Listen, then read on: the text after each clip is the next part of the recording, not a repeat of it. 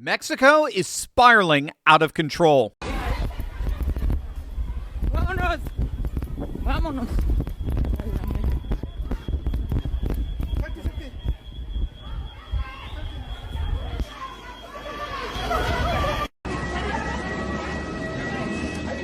Just days after El Mencho, the most wanted drug lord on earth, was killed in a daring U.S.-backed military raid, the Jalisco New Generation Cartel has unleashed a wave of terror across 28 Mexican states, killing 25 National Guard soldiers in a single day, bombing military installations, storming airports, and offering a bounty of $1,000 for every soldier killed. And now President Trump is escalating. Make sure to stick him to the very end of this video, because what's unfolding right now in Mexico is not just a cartel crisis. It's a civilizational confrontation between sovereign nations and transnational criminal empires, and the outcome will reshape the Western Hemisphere permanently. Hey gang, it's me, Dr. Steve, your Patriot Professor, here to help you make sense of the madness with breaking news and analysis you're not going to get anywhere else. So you know what to do. Make sure to smack that bell and subscribe button. On Sunday morning, February 22nd, Mexican Special Forces launched a raid on the mountain town of Tapalpa in the western state of Jalisco. Their target was Nemesio Cervantes, known to the world as El Mencho, the supreme leader of the Jalisco New Generation Cartel, the most powerful and ruthless criminal organization on the planet. The intelligence that made this operation possible came from the CIA in a brand new Pentagon-led Joint Interagency Task Force Counter-Cartel, roughly 300 military and civilian personnel operating just 15 miles from the Mexican border, specifically designed to map out cartel networks on both sides of the border. And get this, they found El Mencho by trafficking the movements of his girlfriend, who led intelligence officers straight to his mountain hideout. Mexican forces moved in at dawn. Cartel fighters opened fire with high-caliber weapons and rocket-propelled grenades. They even hit a military helicopter with an RPG, killing 9 soldiers on the spot. But to their credit, the Mexican military did not back down.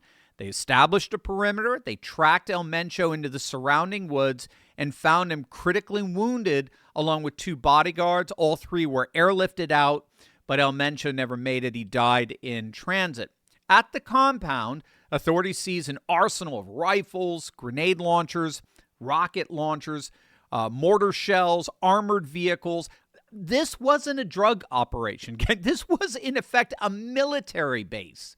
And as it turns out, the nearly 20,000-strong Jalisco cartel have waged total war on Mexico in retaliation for El Mencho's killing. We're talking over 300 confirmed blockades across 28 states, cars, buses, trucks hijacked and set ablaze, gas stations banked, retail stores attacked, tire spikes deployed across highways. In Puerto Vallarta, obviously a beloved vacation destination for millions of Americans, cartel operatives torched vehicles near cruise ship ports and hotels. Eyewitnesses described taxi drivers being targeted. One cab driver was shot up. The driver murdered. The vehicle set on fire. In Guadalajara, Mexico's second largest city and one of the host cities for the 2026 FIFA World Cup, gunmen stormed the international airport there, and then the cartels began bombing military installations. The U.S. State Department issued shelter-in-place orders for Americans. Schools were shut down across multiple states. Even Guatemala reinforced security on their border with Mexico. Dozens upon dozens have been killed, including upwards of 25 National Guardsmen. But in the midst of the chaos that's been unleashed in Mexico, it appears clear that this isn't as much a retaliation as it is desperation on the part of the cartels. And that's because El Mencho wasn't the only leader eliminated. His right-hand man, known as El Turley, the top financial and logistics operator of the entire Jalisco cartel, he's also been reportedly killed. El Turley tried to flee in a vehicle, opened fire on military personnel, and was then fatally shot. When they searched the scene, they found weapons, cartridges, almost $1 million in cash, and $7.2 million pesos. I guess that's the kind of money a cartel lieutenant carries around as pocket change. So in the space of 48 hours, the Mexican military has eliminated both the supreme leader and his top operational commander, and that, gang, is what we call a decapitation strike. The Jalisco cartel operate under a very highly centralized command structure, and with both El Mencho and El Turley gone, analysts are now warning of exactly what you would expect: a massive power vacuum that could shatter the organization into warring factions, turning in on themselves.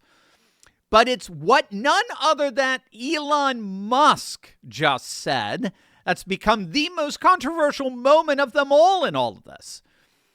It has the Mexican government in an uproar. They're actually threatening to sue him. You are not going to believe this. But first, the crypto markets, they're, shall we say, a little shaky.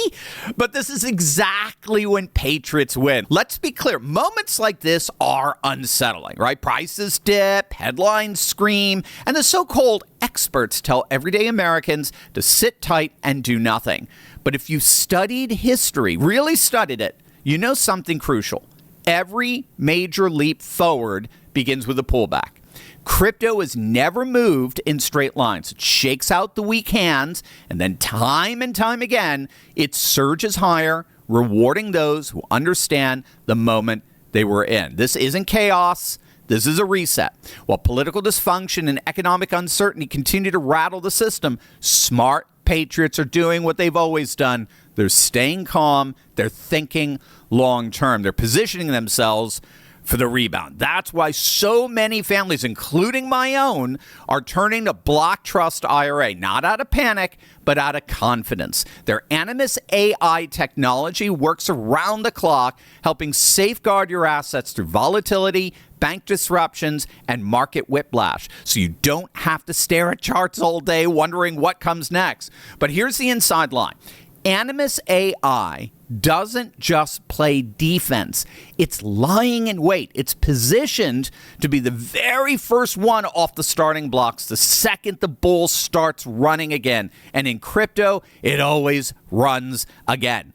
This is about building resilience. This is about protecting your family's future. And yes, this is about being ready when the next move up comes, as it always has. Head on over to turleytalkscrypto.com right now and take advantage of a free $2,500 funding bonus when you get started. I've been a long-time client of Block Trust. I love them. I know you will too. Click on that link below right now.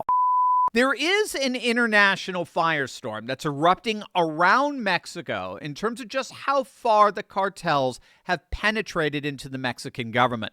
Even Elon Musk decided to weigh in on that after President Sheinbaum gave a press conference trying to reassure the nation that her government would not go to war with the cartels.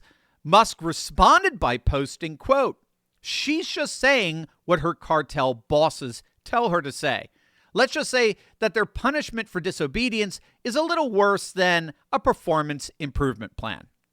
Now, of course, Sheinbaum was furious with that. She said that the allegations were absurd. She announced that her government was considering legal action against Elon for saying that.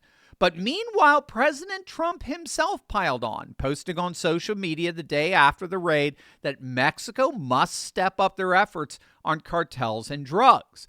And that reveals the real dynamic here. Trump is using the cartel crisis to maintain maximum pressure on President Sheinbaum. The message is crystal clear. Either you handle the cartels or we will send special forces in to do it for you. There's a real sense in Mexico and beyond that governments need to show Trump that those governments are willing and able to take military action on their own against these cartels, lest Washington send special forces into their countries. The Maduro arrest was a warning shot to every country in the Western Hemisphere. Trump is cleaning up the entire hemisphere in a manner akin to the way he's cleaning up Washington, D.C. And Sheinbaum knows it, which is why she's conducting the most aggressive anti-cartel campaign in over a decade, deploying 10,000 National Guard troops, extraditing 92 high-level cartel leaders to the United States, and now conducting the operation that killed the most wanted drug lord since Pablo Escobar. So in fairness, she is cracking down, but Trump and Musk are making it clear that this crackdown is just the beginning, and she had better root out all the cartel influence in the Mexican government in the process. So let's put this all together, because really what we're witnessing right now is not just a drug war. It's the reassertion of national sovereignty against transnational criminal empires that have been operating with impunity for decades. El Mencho's cartel had a presence in all 50 states. They had operatives in Canada. They had an estimated narco army of 20,000 fighters with rocket launchers, armored vehicles, explosive drones, and landmines. They were operating as a de facto state within a state, literally a parallel government.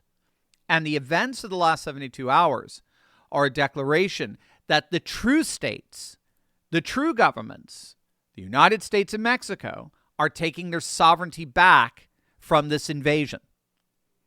Is this going to be messy? Absolutely.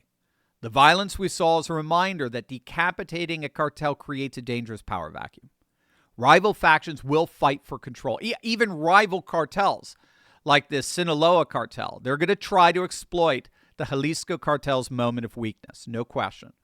But make no mistake, what happened this past weekend will be remembered as a turning point. The day the world's most wanted narco-terrorist was eliminated through unprecedented U.S.-Mexico cooperation.